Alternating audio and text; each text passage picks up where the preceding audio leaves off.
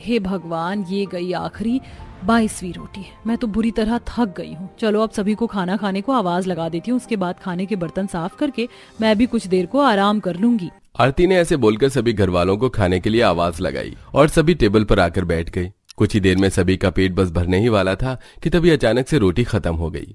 अरे ये क्या, रोटी तो खत्म हो गई। बहू, तूने क्या रोटी आज कुछ कम बनाई थी? नहीं माँ जी, मैंने तो पूरी 22 ही रोटियां बनाई थी। अरे बहू, तुझे कितनी बार समझाया है कि तू 22 नहीं पूरी 25 रोटी बनाया कर। तेरे हाथों की रोटी बड़ी ही छोटी और हल्की सी होती है। सही कहा तेरे बाबा ने बहू, तू ना बड़ी ही छोटी छोटी रोटियां बनाती है। अब जा, 2 रोटियों की भूख हो रही है तो तू 2 रोटी और डाल कर ले आ। सुजाता की बात पर बेचारी आरती कुछ भी नहीं बोल पाई और थकी हुई हालत में ही उसे रोटी बनाने को रसोई में जाना पड़ा। यह है आरती का ससुराल। आरती अपने ससुराल की इकलौती बहू थी। उसका परिवार बड़ा था, लेकिन सभी का काम करना आरती के ही जिम्मे था। उसके परिवार में उसकी 2 नंद, 2 देवर, सास, ससुर, आरती का पति और वो खुद थी, और सभी की रोटियां उसे अकेली को ही सेकनी पड़ती थी। ये क्या बात हुई? कुछ और नहीं तो मेरी रोटी में ही कमी निकाल दी। छोटी रोटी बनाती हूँ ना मैं, अब इन 2 रोटी के आटे की 1 ही रोटी बनाऊंगी। आरती ने ऐसे बोलकर 2 रोटी के आटे को 1 रोटी में ही बेल दिया। उसकी रोटी का साइज एक थाली के बराबर हो गया था, जो कि उसकी रोटियों से 2 गुना था। उसने वही रोटी सभी को जाकर दे दी। भाभी, ये रोटी तो आपकी रोटियों से डिफरेंट है। हाँ, मैंने बड़ी रोटी बनाई है। जितने भी लोगों के पेट में कसर बाकी थी वो उस 1 रोटी से ही पूरी हो गई। देखते ही देखते खाने वगैरह के बर्तनों से निपटने के बाद ही शाम हो चली थी, तो आरती अपने परिवार से बोली, माँ जी, आज शाम को दाल चावल बना लूं क्या? नहीं, बिल्कुल भी नहीं बहू। और क्यों पूछ रही है? माँ जी, वो अभी मैंने कुछ देर पहले ही तो रोटियां बनाई थी, तो अब दिल नहीं कर रहा है। बहू, तू तो जानती है कि हमारे घर में सभी रोटी के शौकीन है। तू चावल बना लेगी तो सभी नाक मारेंगे। नहीं नहीं नहीं, चावल नहीं, तू रोटी ही बना।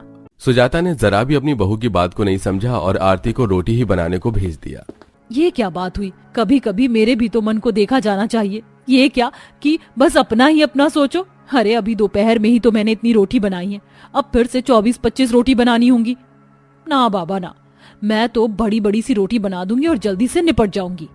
आरती ने सोच लिया था कि वो बड़ी रोटी बनाएगी और उसने शाम में दोपहर से भी बड़ा पेड़ा आटे से अलग किया। ये तो 1 ही पेड़ा 3 रोटियों के बराबर है। अब एक सदस्य का पेट बस इस 1 ही रोटी से भर जाएगा।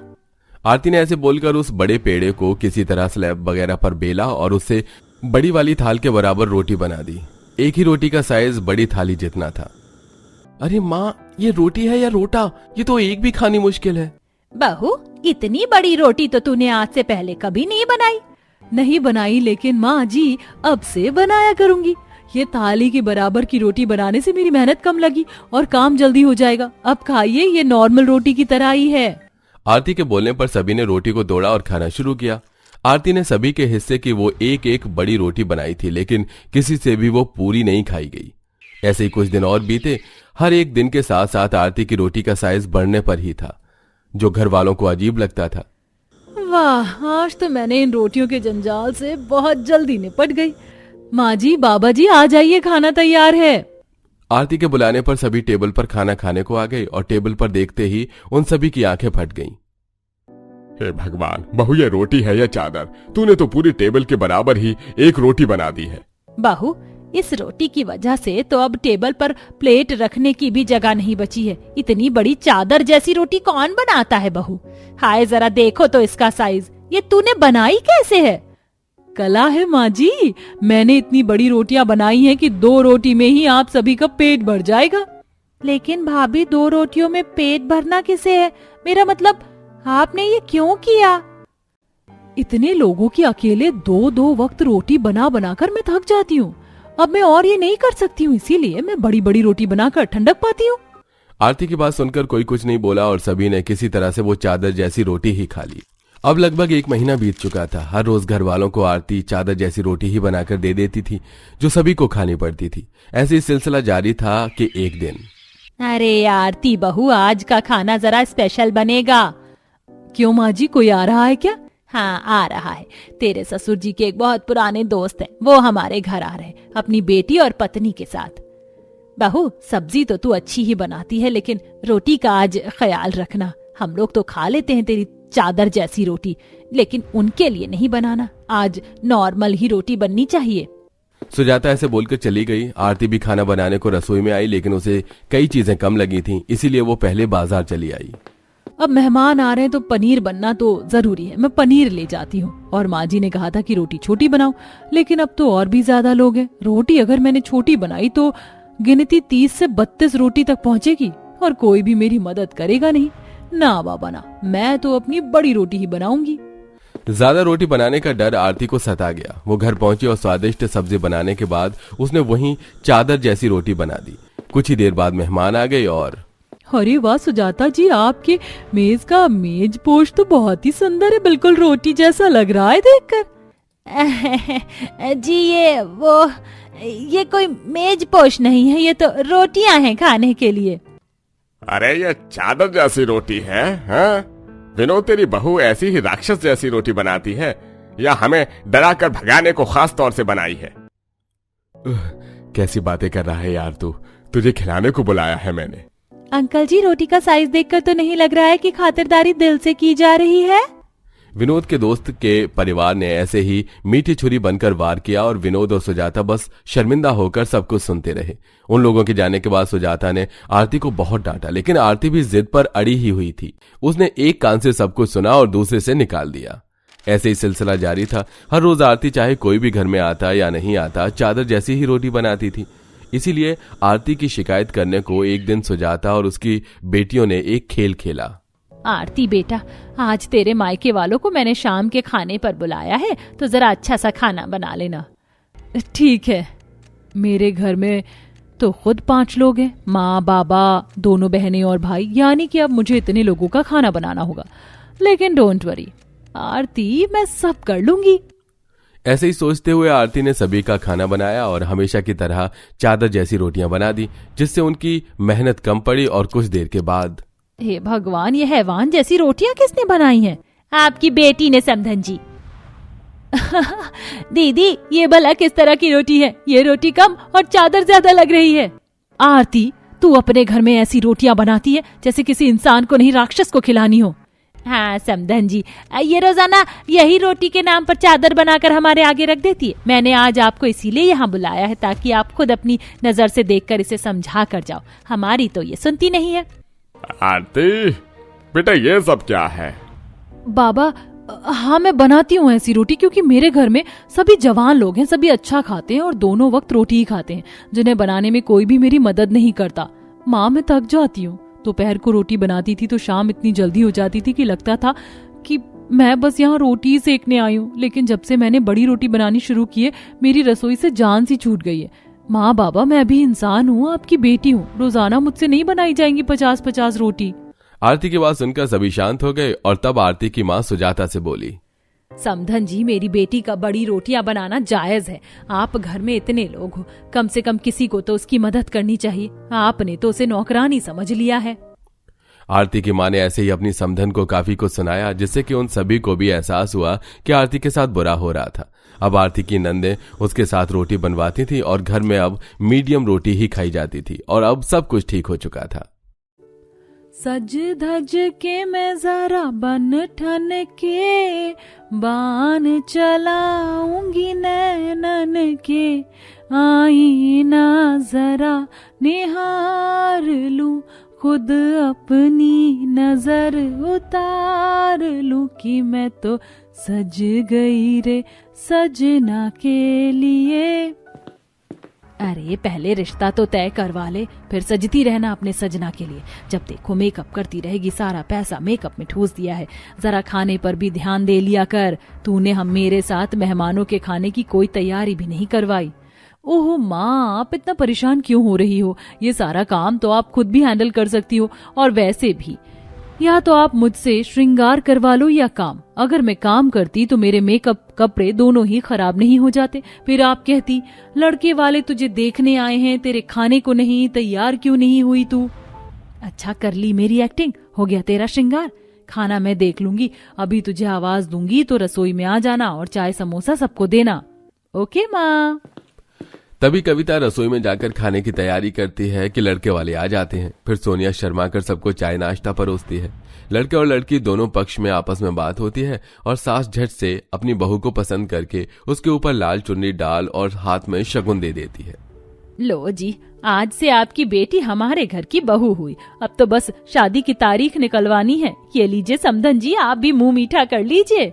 हाँ बिल्कुल। कुछ दिनों में हल्दी मेहंदी संगीत का जश्न मनाया जाता है और सोनिया मयंक से शादी कर अपने अमीर ससुराल आ जाती है, जहां उसका बहुत बड़ा परिवार था।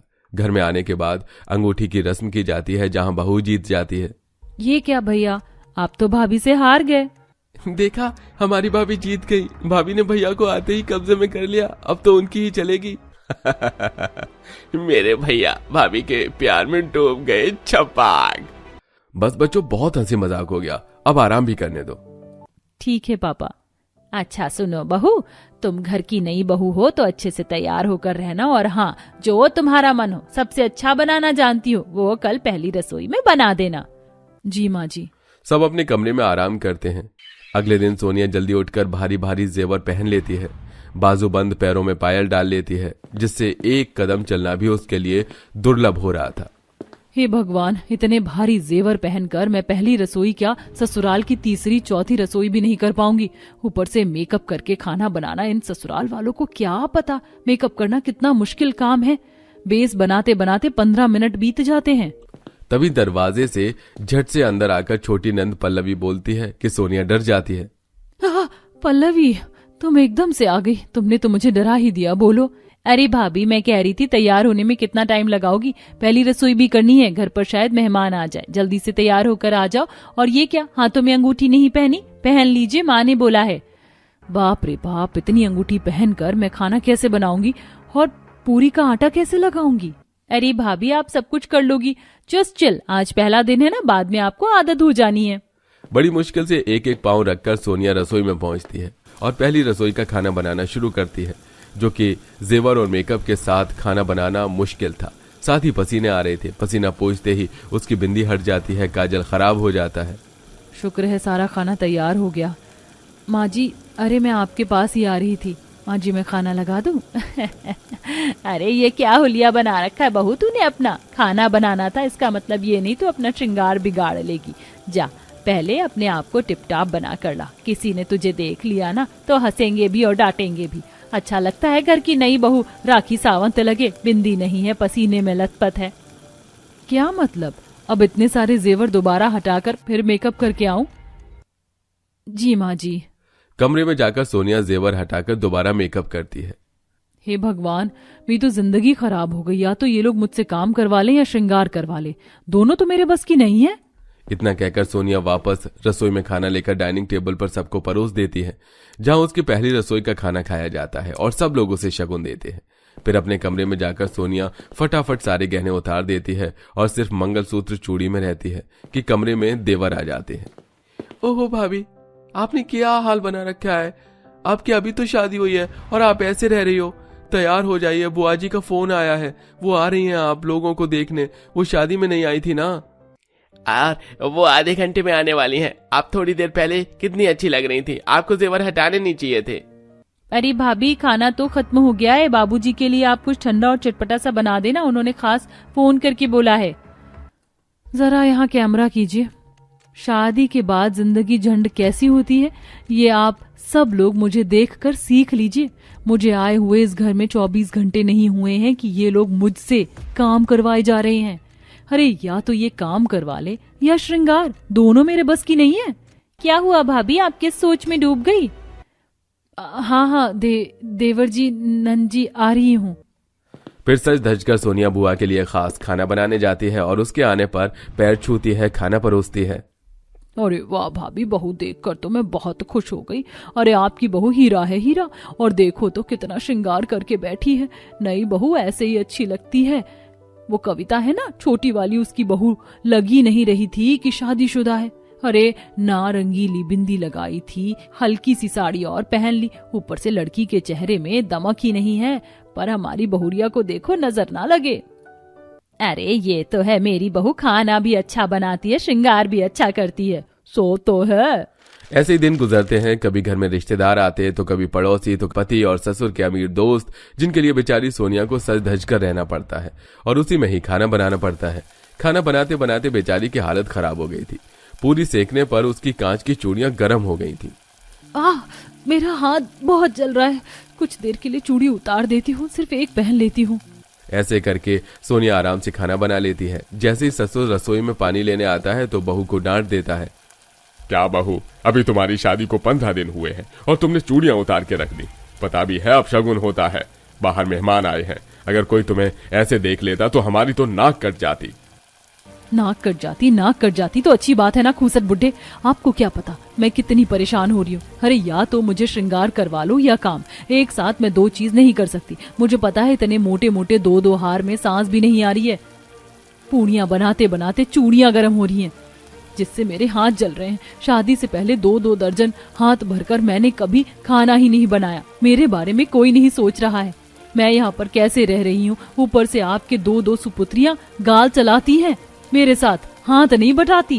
बहू मुझे माफ कर दे, मैं तेरी परेशानी समझ नहीं पाया। मुझे छोड़ दे, मुझे तेरे से डर लग रहा है। बहू ध्यान कहाँ है तुम्हारा? कब से कह रहा हूँ, पूरी जल गई है। और ये वापस चूड़ी पहनो, अपने अच्छे से तैयार होकर आना बाहर। जी पापा जी, मैं श्रृंगार और खाना दोनों कर लूंगी। लगता है मैं दिन में खड़े खड़े सपने देखने लगी हूँ। सोनिया चूड़ी पहनकर कमरे में जाती है। ओहो, खाना बनाते बनाते पसीने में भीग चुकी हूँ। अब दोबारा से फ्रेश होकर साड़ी पहननी पड़ेगी। ऊपर से कोरी नई साड़ी लपेटी नहीं जाती। इसके बाद श्रृंगार भी करना है, और कोई 1-2 श्रृंगार नहीं, 16 श्रृंगार। अच्छे से तैयार होकर सोनिया मेहमानों से मिलती है, उन्हें खाना परोसती है, उनसे गिफ्ट लेती है। शाम के समय सोनिया कम मेकअप और जेवर पहनती है तो पति आकर कहता है, अरे सोनिया, शादी को 1 महीना होने वाला है, पर इसका मतलब ये नहीं तुम कम श्रृंगार करो। अरे पति का दिल करता है कि वो शाम को आए तो सजी धजी बीवी को देखकर खुश हो, पर तुम तो सारा मूड ऑफ कर देती हो। तुम्हें अपने मूड की पड़ी है। तुम्हें पता है मेरे को कितनी दिक्कत होती है। बार बार मेकअप करने से फेस खराब हो जाता है, पर तुम्हें क्या, तुम्हारे घर वालों को भी फर्क नहीं पड़ता। देखो, या तो मुझसे काम करवा लो या श्रृंगार। इतने पर मयंक कुछ नहीं बोला। अगले दिन दोपहर में सोनिया सो रही थी। सास की सहेली बहू को देखने आती है। माँ के कहने पर बहू बिस्तर से उठकर चल देती है। उसका टेढ़ा मंगलसूत्र, बिखरे बाल देख आशा हंस पड़ती है। ये क्या बहू, तेरा पति तेरा है, नई बहू ऐसे रहती है। कुसुम, जरा देख तो अपनी बहू को।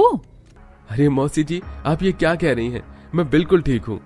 पगले तू नहीं, तेरी बीवी के गले में जो मंगलसूत्र है वो भी तो तू ही है। बहू, तुझे मेरी एक बात समझ नहीं आती? बहू का काम होता है खाना बनाना, श्रृंगार करना। तुझे ये दोनों ही करना पड़ेगा। क्या तू पागलों की तरह उठकर आ गई बेइज्जती करवाने? बस माँ जी, बहुत हो गया, अब मैं और नहीं सह सकती। हाँ, मैं पागलों की तरह उठकर आ गई। इससे 20 मिनट पहले मैंने 2 घंटे खड़े होकर रसोई में खाना बनाया है। पैरों में मोटी पाजेब पहनकर, हाथों में चूड़ी भरकर, भारी साड़ी पहनकर। कोई आसान बात नहीं है। या तो आप मुझसे खाना बनवा लो या श्रृंगार करवा लो। मैं ये सब कुछ संभाल भी लूंगी, लेकिन कोई मेरी मदद तो करे। पता नहीं आपको इतनी सी बात समझ क्यों नहीं आती। माँ, भाभी बिल्कुल ठीक कह रही हैं। ये सब उनके लिए बहुत नया है, हमारी ही गलती है। अब से भाभी हम आपकी हेल्प करवाएंगे। हाँ भाभी। माफ कर दे बहू, अब तुझे खाना बनाने की टेंशन लेने की कोई जरूरत नहीं है। जैसा तुझे अच्छा लगे वैसा कर। इस तरह सब नई बहू की परेशानी को समझते हैं और सोनिया अपने मुताबिक अच्छे से सच संवर कर ससुराल वालों के लिए खाना बनाती है। नंद भी मदद करती है।